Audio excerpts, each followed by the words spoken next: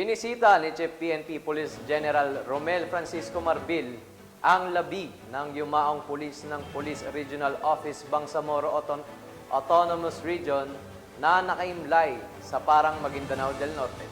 Taus-pusong ipinapaabot ni Police General Marbil ang kanyang pakikiramay sa naiwang pamilya ng yumaong pulis at iginahawad nito ang medalya ng kadakilaan para sa kanyang tapat na serbisyo at dedikasyon sa sinumpaang tungkulin. Alamin ang naging kaganapan sa balita ni Patrolman Maricris Algabre.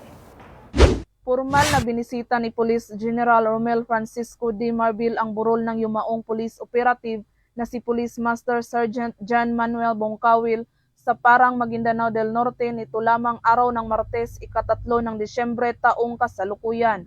Nakidalamhati rin si Police Brigadier General Romeo J. Macapas, Regional Director ng PROBAR, mga opisyal at mga personahin ng PROBAR. Si Police Master Sergeant John Manuel Bongkawil ay nakatalaga sa Provincial Intelligence Unit o PIU ng Maguindanao del Norte Police Provincial Office. 36 anyos, may asawa at anak at nagsilbi ng 13 taon sa serbisyo bilang isang magiting na operatiba ng PROBAR.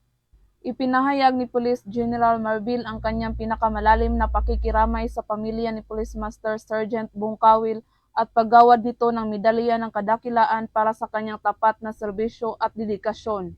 Ipinangako naman ni Police Brigadier General Macapas ang patuloy na suporta ng rehiyon sa pamilyang naulila at tiniyak na makamit ang hustisya para sa yumaong pulis.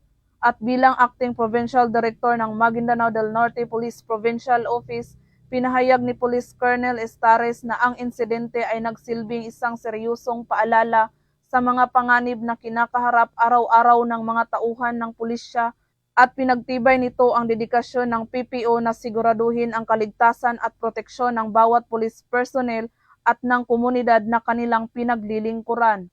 Samantala, patuloy pa rin ang investigasyon ukol sa insidente at tiniyak ng mga autoridad na patuloy ang kanilang pagsusumikap na mahanap ang mga sospek sa likod ng insidente upang managot ang mga ito sa batas. Mula rito sa rehiyon ng Bangsamoro, ako ang inyong PNN correspondent, Patrolwoman Maricris Algabre, alagad ng batas, tagataguyod ng Balitang Pulis.